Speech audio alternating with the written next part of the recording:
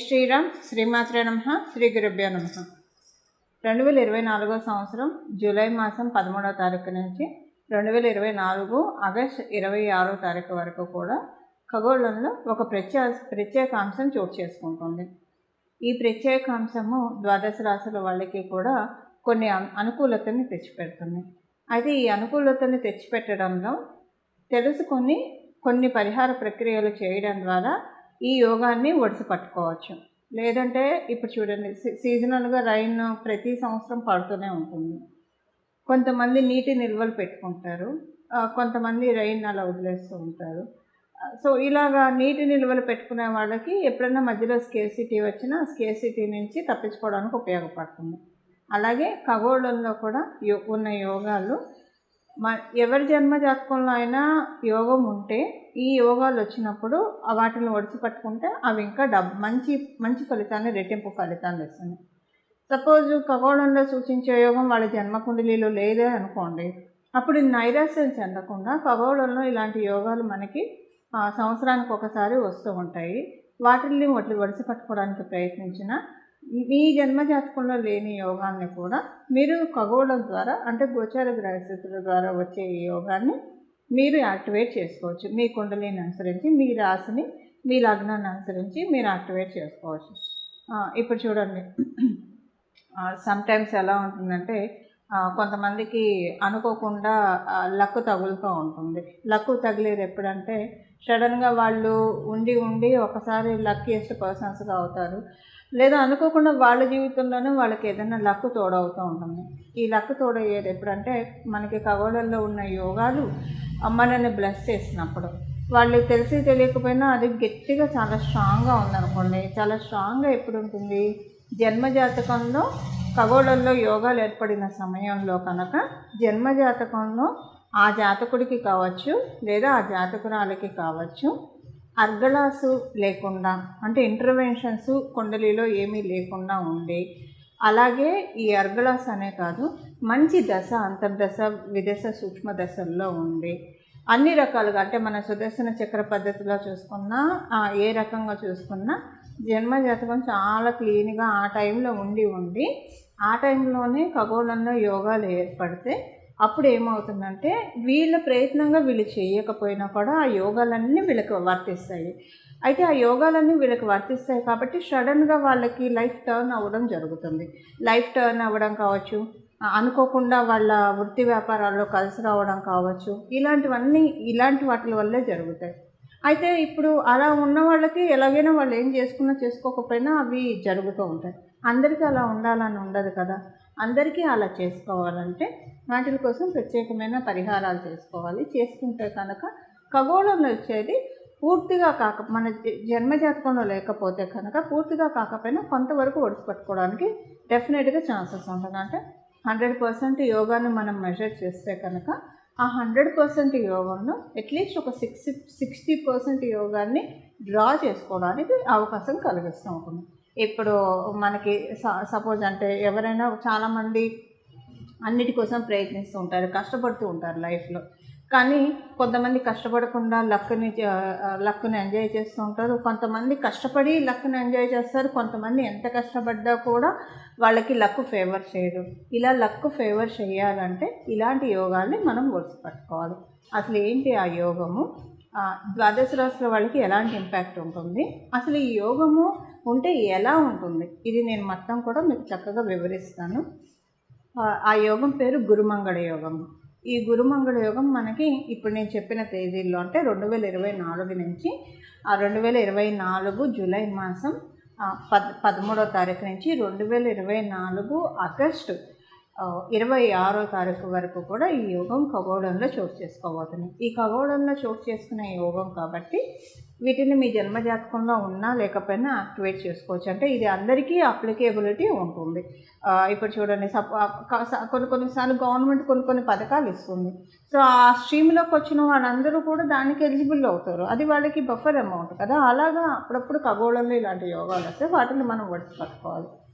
ఈ గురుమంగళ యోగం ఏంటి అంటే, ఎప్పుడైనా సరే మనకి మంగళ్ళు మన జీవితంలో ఏదైనా ఇనిషియేషన్ తీసుకోవడానికి, అంటే ఆదిలోనే హంసపాది కాకుండా ఉండడానికి ఏదైనా ఒక మంచి నిర్ణయం తీసుకున్నప్పుడు, మన జీవితాన్ని ఉద్ధరించే నిర్ణయం తీసుకున్నప్పుడు, మన లైఫ్ బాగా స్పీడ్గా వెళ్ళడానికి, స్పీడ్గా అంటే వృత్తిపరంగా ర్యాపిడ్ గ్రోత్ రావడానికి, ఇలాంటివి రావాలంటే కొన్ని మనలో కరేజ్ ఉండాలి, మనలో డ్రైవ్ ఉండాలి. ఇలాంటివన్నీ ఉంటే కనుక చక్కగా విల్ పవర్ తోటి మనం పనులన్నీ చేసుకొని వెళ్ళగలుగుతాం. ఎలాంటి ఆటంకాలు వచ్చినా కూడా వాటిని అధిగమించుకుంటూ వెళ్తారు. అలా ఉండాలంటే ఎవరికైనా సరే జన్మజాతకంలో మంగళ చాలా సపోర్టింగ్గా ఉంటే వాళ్ళు అన్ని ఆటంకాలని అధిగమించుకుంటూ ఉన్నత శిఖరాన్ని అధిరోహించుకుంటూ వాటికి చేరువైపోతూ ఉంటారు. ఇప్పుడు అందులో మంగళకి గురుదేవుడు కనుక తోడైతే కనుక చాలా బాగా ఉంటుంది. దీనికి బెటర్ ఎగ్జాంపుల్ చెప్పాలంటే ఆంజనేయ స్వామి వారిని చెప్పాలి. మంగళ ఎప్పుడైనా సరే గురు భగవానుడు కంట్రోల్లో ఉంటే చాలా మంచిది. లేకపోతే కనుక మంగళ బాగా ఉన్నా, ఒక్కొక్కసారి విపరీతంగా ఉన్నా కూడా అగ్రెసివ్ డెసిషన్స్ వల్ల కూడా జాతకురాలు కావచ్చు, జాతకుడు కావచ్చు ఇబ్బందులు పాలవుతారు. అంటే ఆలోచన ఉండదు, చేసుకుని వెళ్ళిపోతూనే ఉంటారు. సో ఒక్కొక్కసారి అవి రివర్ట్ అయ్యి ఇబ్బందులు కూడా పడుతూ ఉంటారు. అందుకని ఎప్పుడైనా సరే మంగళకి గురు భగవానుడు తోడై ఉంటే కనుక చాలా అంటే తీసుకునే నిర్ణయాలు కరెక్ట్గా నిర్ణయాలు తీసుకొనిస్తారు. దీనికి పురాణాల్లో మనం చెప్పాలంటే మనందరికి ఇష్టమైన దైవము హనుమంతుడిని చెప్పాలి. హనుమంతుడు అంటే ఆయనకున్న శక్తికి గురుబలం తోడై ఉండడం వల్ల గురుమంగళ యోగం ఆయనకి చక్కగా ఆప్ట్ అని చెప్పచ్చు. అంటే దేవీ దేవతలకి అంటే మనం ఒక మీకు అర్థం అవ్వడం కోసం నేను హనుమంతుడిని చెప్తున్నాను. ఇప్పుడు హనుమంతుడు మహాశక్తివంతుడు, అతి బలవంతుడు, వాయువేగంతో క్షణంలో ఎక్కడి నుంచి ఎక్కడికైనా వెళ్ళగలడు. లంకను కూడా ఆయన దాటి వెళ్ళిపోయాడు, సముద్రాన్ని దాటి వెళ్ళాడు. ఆయన ఏదైనా చేయగలిగే సమర్థుడు. కానీ ఆ సమర్థతకి ఆయనకి గురుబలం కూడా ఉండడం వల్ల ఎక్కడ ఎలా మెసలాలి, ఎవరితోటి ఎలా మాట్లాడాలి, ఎవరితోటి సంధి ఎలా కుదర్చాలి, రాజీ ఎలా కుదర్చాలి, ఏ సమయంలో మాట్లాడాల్సి వచ్చినప్పుడు ఎలా మాట్లాడాలి, ఇవన్నీ కూడా మనం పరాశర సంహితలో ఉన్న హనుమద్ వైభవం చూస్తే కనుక చాలా సుస్పష్టంగా మనకు తెలుస్తాయి. అసలు ఒక మనిషి ఎలా బతకాలో మనం హనుమంతుడిని చూసి చాలా చక్కగా నేర్చుకోవచ్చు. అంటే మనకు ఒక ఇండెక్స్, మన లైఫ్కి ఒక ఇండెక్స్ ఏదైనా ఉందంటే అది ఖచ్చితంగా హనుమంతుడు అని చెప్పడంలో ఏమాత్రం సందేహం లేదు. ఇలాంటి ఇండెక్స్ మనకి గురుమంగళ యోగం వల్ల వస్తుంది. ఎప్పుడైనా మన ఇది సరిగ్గా ఆలోచిస్తే మన పనులు మనం చేసుకుంటూ వెళ్తే కనుక సక్సెస్ మనకి ఎప్పుడు కూడా అత్యంత చేరువలో ఉంటుంది. దాన్ని అంటే ఎన్ని ఆటంకాలు వచ్చినా వాటిని అధిగమించుకుంటూ మన ఉన్నత శిఖరాన్ని అధిరోహిస్తాము. ఎప్పుడైనా సరే మంగళకి ఒక్కొక్కసారి ఆలోచనలు అంటే ఒక్కొక్కసారి మనం తీసుకునే నిర్ణయాలకి గురు భగవానుడు తోడై ఉంటే కనుక అవి మనకి సజావుగా వెళ్తాయి. లేకపోతే ఆవేశపడాల్సిన చోట ఒక మాట అనాల్సిన చోట కామ్గా ఉంటే అది ప్రమాదమే. లేదు, ఎక్కడైతే కామ్గా ఉండాలో అక్కడ అనవసరంగా ఆవేశపడితే అది ప్రమాదమే. ఈ రెండింటిని మనకి సరిచేస్తాడు గురు భగవానుడు. అంటే ఎక్కడైతే ఆవేశం చూపించాలో, ఎక్కడైతే ఒక మాట మనం మాట్లాడకపోతే కొంచెం ఇబ్బందులు వస్తాయో అలాంటి చోట మనల్ని మాట్లాడేట్టు చేస్తారు. సో దట్ మనకి ఇబ్బందులు రాకుండా ఉంటాయి. అలాగే అన్ని వేళలా ఆవేశం మంచిది కాదు, అలాగే అన్ని వేళలా నిదానంగా ఉండడం కూడా మంచిది కాదు. ఈ రెండింటిని బ్యాలెన్స్ చేసుకోవాలి. అన్ని వేళలా ఆవేశపడితే వాళ్ళకి కొంచెం ఇబ్బందులు వస్తాయి లైఫ్లో. సో ఈ రెండింటిని బ్యాలెన్స్ చేసే యోగమే గురుమంగళ యోగం. ఈ గురుమంగళ యోగం ఎవరి జన్మజాతకంలో అయితే ఉంటుందో వాళ్ళకి బై బర్త్ వాళ్ళకు ఉంటే కనుక వాళ్ళలో మనం చాలా బ్యాలెన్స్డ్ నేచర్ చూస్తాము.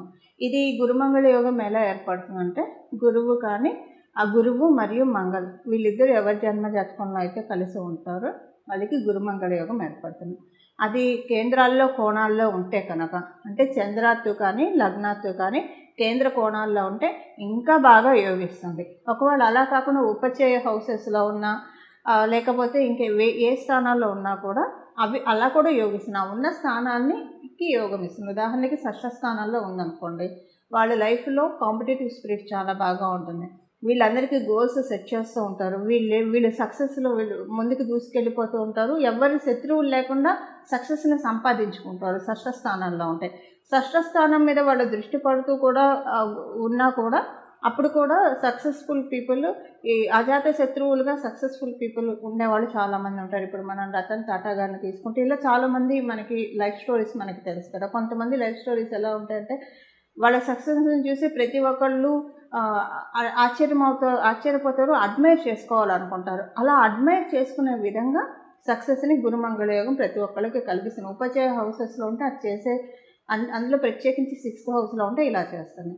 ఇప్పుడు అసలు ఈ యోగము ఏ రాశుల వాళ్ళకి, గోచారంలో వచ్చే యోగం ఏ రాశుల వాళ్ళకి ఎలాంటి ఫలితాన్ని ఇస్తుంది, ఒక 2-3 పాయింట్స్లో చెప్పుకుందాము.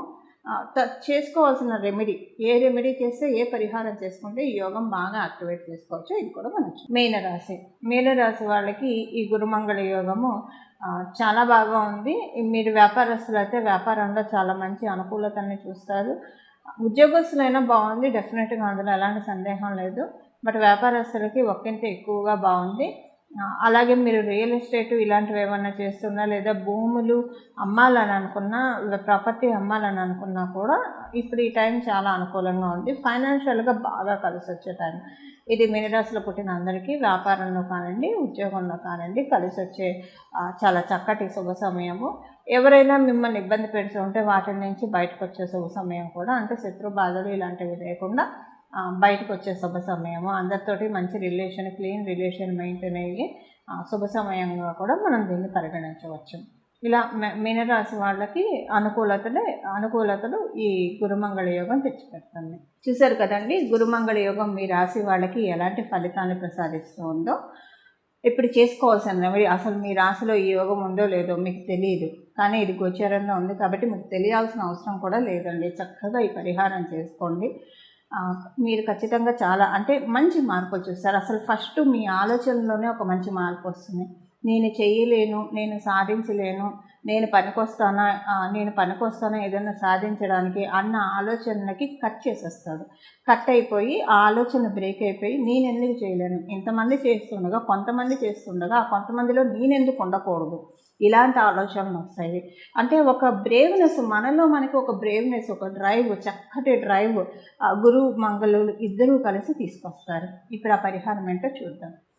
దీనికి ఇది మనకి జూలై 13వ తారీఖు నుంచి ప్రారంభమై ఆగస్టు 26వ తారీఖు వరకు ఉంటుంది. కాబట్టి ఈ రోజుల్లో, ఇప్పుడు మనం తెలుసుకున్న ఈ రోజుల్లో సుందరకాండ పారాయణం చేయాలి. సుందరకాండ పారాయణం 11 రోజులు చేస్తారా, 21 రోజులు చేస్తారా, మీ ఇష్టం, మీ అనుకూలతను బట్టి చేసుకోండి. సుందరకాండ ఎలా పారాయణ చేస్తారు, నియమనిష్టంతోటి. అంటే సుందరకాండ పారాయణం ప్రారంభించే రోజు మొదటి రోజు చక్కగా తలస్నానం చేయండి. తలస్నానం చేసి హనుమంతుడి ఆలయానికి వెళ్ళండి. హనుమంతుడి ఆలయానికి వెళ్ళి హనుమంతుడికి దండం పెట్టుకోండి. చక్కగా భజే వాయుపుత్రం, భజే వాయుపుత్రం, భజే వాయుపుత్రం అని చెప్పి ఆయనకి ప్రదక్షిణాలు చేస్తే చాలా ఇష్టం. ఒక 11 ప్రదక్షిణాలు చేసి నీ సుందరకాండని చదవడానికి నేను సంకల్పించాను. సుందరకాండ చదవడంలో నాకు ఎలాంటి ఇబ్బందులు రాకుండా, ఆటంకాలు రాకుండా నన్ను కాపాడు నాయన అని చెప్పి దండం పెట్టుకొని గణపతికి మొదటగా ప్రార్థించుకొని సుందరకాండ ప్రారంభించండి. కొంతమంది ఏకాసనంలో కూర్చొని చేయగలిగితే, అంటే ఒకటే రోజు మొత్తం కదలకుండా కూర్చొని సుందరకాండ కంప్లీట్ చేయగలిగినా చేయొచ్చు. లేదా సప్తాహం చేస్తారా, 11 రోజులు చేస్తారా, లేదా 21 రోజులు చేస్తారా, మీ ఇష్టం. ఏకవింశతి చేస్తారా, అది మీ ఇష్టం. అలా ఏదైనా మీ కన్వీనియంట్ని బట్టి చేయడానికి చేయండి. ప్రతిరోజు మీరు సాత్విక ఆహారాన్ని తీసుకోవాలంటే ఉల్లిపాయలు, వెల్లుల్లి, మసాలాలు, స్పైసెస్ ఇలాంటివి ఏం తినకుండా చాలా సాత్వికమైన ఆహారము ఈ సుందరకాండ పారాయణ చేసేప్పుడు తీసుకోవాలి. లేడీస్ అయితే పీరియడ్ ప్రాబ్లమ్స్ ఉంటుంది కాబట్టి మీ పీరియడ్స్ చూసుకొని మీరు ప్రారంభించండి. 4 రోజులు అయితే చేయకూడదు. ఒకవేళ మీరు చేస్తూ ఉంటే మధ్యలో పీరియడ్స్ వస్తే 4 రోజులు బ్రేక్ ఇచ్చి 5వ రోజు తలస్నానం చేసి మళ్ళీ కంటిన్యూ చేయొచ్చు. ఇది ప్రతిరోజు మీ నోటి వెంట రాముని కీర్తిస్తూ ఉండండి, రాముని స్తుతిస్తూ ఉండండి. ఇలా చేసి లాస్ట్ రోజు స్వామివారికి సింధూర పూజ, కుదిరితే వడమాల లేదా అప్పాల మాల వేయించండి. మీకు మీ స్తోమతను అనుసరించి వేయించండి. వేయిస్తే చాలా మంచి ఫలితాలు వస్తాయి. ఎప్పుడైనా సరే హనుమంతుడికి మీరు మామూలుగా కూడా ఇది చేసుకోవచ్చండి. హనుమంతుడికి సాయంత్రం పూట కనుక ఆకుపూజ చేయించిన, సాయంత్రం పూట వడమాల వేయించిన, అప్పాల మాల వేయించిన వెంటనే మన కోరిక తీరిపోతుంది. అంటే ధర్మబద్ధమైన ఏ కోరికైనా సరే వెంటనే తీరిపోతుంది. ఇది నా జీవితంలో నాకు చాలాసార్లు జరిగిన ఎక్స్పీరియన్సే మీకు షేర్ చేస్తున్నాను. కొంతమందికి చెప్పి వాళ్ళకి కూడా జరగడం జరిగింది. కాబట్టి ధర్మబద్ధమైన ఏ కోరికైనా సరే సాయంత్రం పూట మీరు కనుక హనుమంతుడికి వడమాల కానీ ఆకుపూజ కానీ ఏదైనా చేస్తే చాలా మంచిది. వెంటనే ఆ కోరిక తీరిపోతుంది. అంటే ఆ కోరిక ఇంటెన్సిటీని బట్టి వితిన్ నో టైం ఆ కోరిక తీరుతుంది. ఇలాగా సుందరాకాండ పారాయణం చేసుకొని హనుమంతుడి కృపకు పాత్రలు అవ్వండి. అలా హనుమంతుడి కృపకు పాత్రలు అవ్వడం ద్వారా మీ జీవితంలో చాలా చక్కటి మార్పుల్ని ఇన్వైట్ చేయండి. ఇలా మీరు అందరూ చేయాలని చెప్పి, మీ అందరి జీవితంలో సన్మంగళాలు జరగాలని చెప్పి, నేను కూడా మీ అందరి తరఫున మనందరి జీవితంలో సన్మంగళాలు జరగాలని చెప్పి మనందరి తరఫున హనుమంతుడికి శిరస నమస్కరిస్తూ మంగళం. నమో భగవతే వాసుదేవాయ.